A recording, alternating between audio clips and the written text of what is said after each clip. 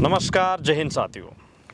पूरे देश में हरियाणा के तालू गांव जो भिवानी ज़िले के अंतर्गत आता है, वहाँ से एक पवन कुमार नाम के एक शख्स ने ज़िंदगी की जो जंग है उसको अलविदा कह दिया। जी हाँ, सेना भर्ती की वो तैयारी करता है, लगातार वो उसके लिए मेहनत करता है और इसी ग्राउंड के अंदर उसकी मेहनत होती है और कहीं ना कहीं उसके लफ्ज़ आखिरकार ख़त्म हो जाते हैं।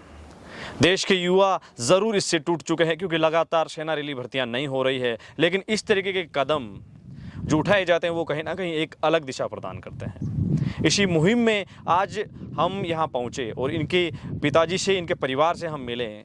स्थिति वो अच्छी नहीं है कि उस परिवार से किसी भी प्रकार का आपके साथ कोई वक्तव्य साझा करें।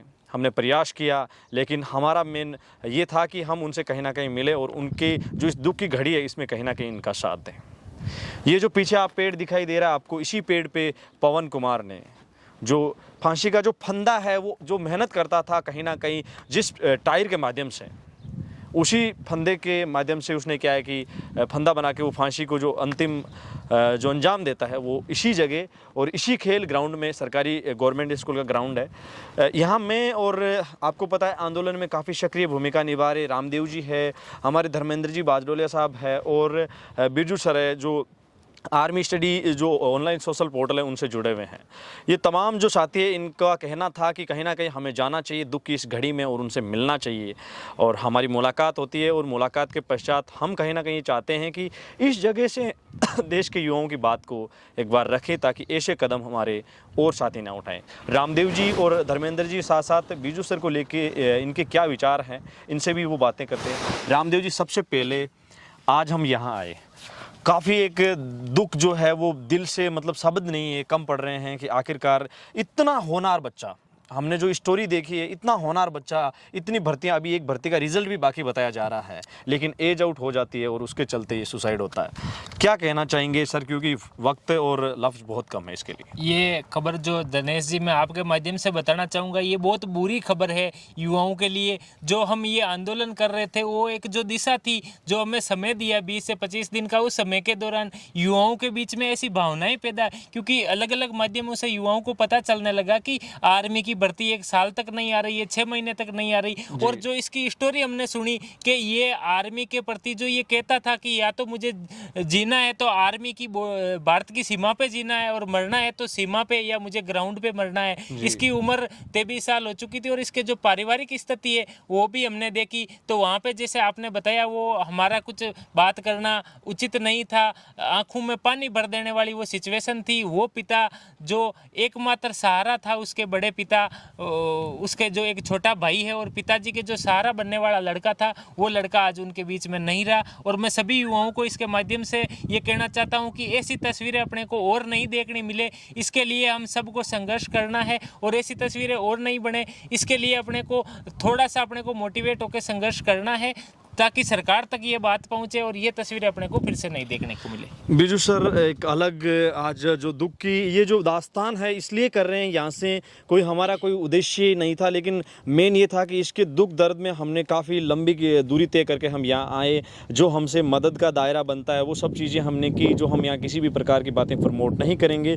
लेकिन एक्चुअल में बिरजू सर, आज का जो ये जो सीन था, एक आर्मी का बच्चा तैयारी करने वाला 23 साल का एक स्टूडेंट, और ये ग्राउंड पे जो लिखे हुए शब्द की मेरे फादर मेरी जान, आई लव यू पापा, और फौज में तो अगले जन्म में मैं फौजी बनूंगा, ऐसी बातें। और कहीं ना कहीं इसी पेड़ के ऊपर उसके आखिरी सांस होती है और जो हार का जो दायरा वो यहीं से होता है। पूरा ग्राउंड सुहावना, लेकिन कहीं ना कहीं इस ग्राउंड से आज भी वो चीखें सुनाई दे रही है। सरकार को क्या कहना चाहेंगे? सबसे पहले सभी को जय हिंद।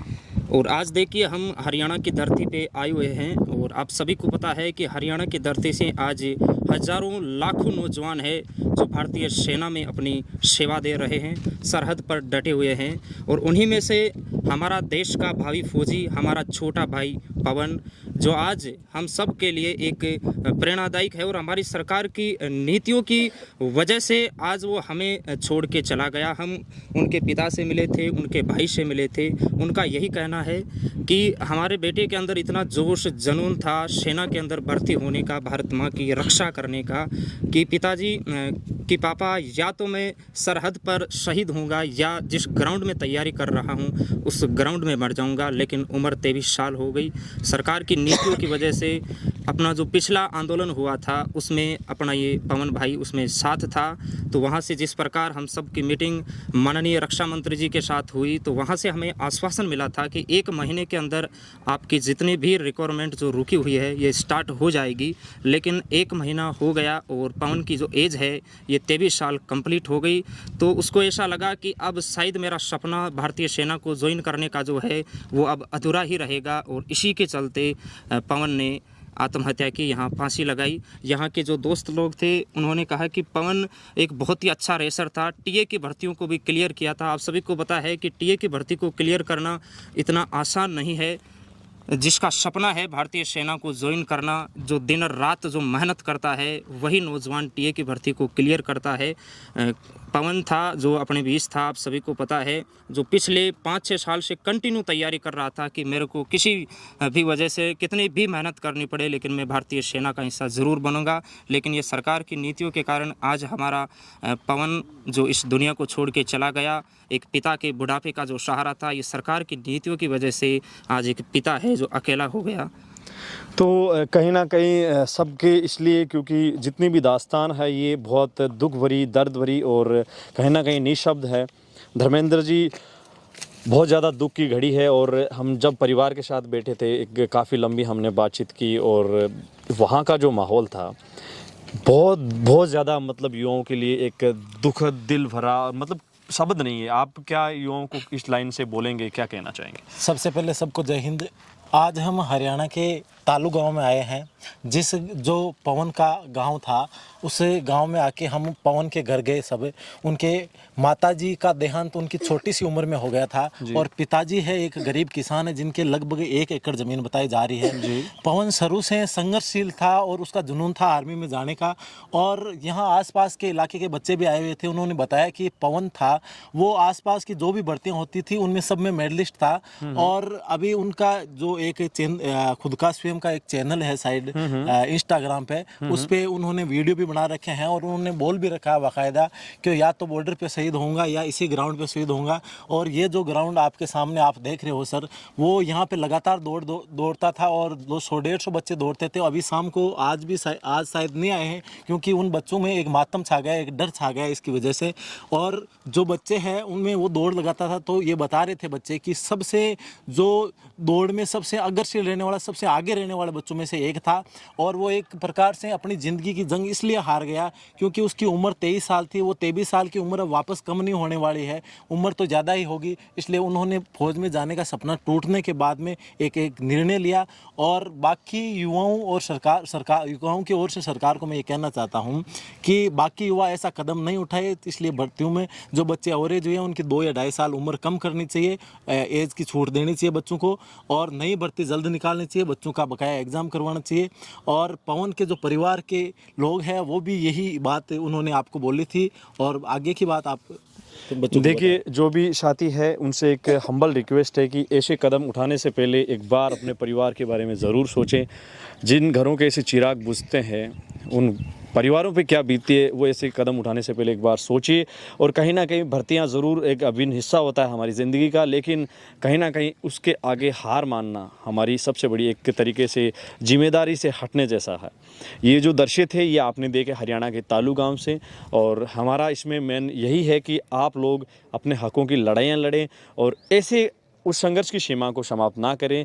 कहीं ना कहीं बॉर्डर पे शहीद होने की उनके पापा ने जब बात बोली तो वो वाकई में एक दिल को ऐसे आघात लगने जैसा था कि उसने कहा था अपने दोस्तों को कि या तो बॉर्डर पे या फिर ग्राउंड में। ये जो शब्द मैं आपको सोशल मीडिया के माध्यम से जो बातें आ रही थी कहीं ना कहीं उसको एक रूपरेखा के माध्यम से मैंने आपके साथ साझा किए। और तालू गाँव आई थिंक कहीं ना कहीं इससे एक नेक्स्ट अलग प्रेरणा लेगा। ये नहीं कि यहाँ से कुछ एक नेगेटिविटी जाए, ऐसा नहीं है। यहाँ के युवा चाहते हैं कि कहीं ना कहीं लगातार वो पॉजिटिव रहे और देश की सेवा में उनका एक अलग अहम योगदान रहे। ज़्यादा आपको पता है कि ऐसी स्थिति में बोलना इतना आसान नहीं होता। अपने मेज़बान दिनेश को दीजिए इजाज़त। आप देख रहे थे AD आर्मी पॉइंट। जय हिंद, जय भारत, धन्यवाद।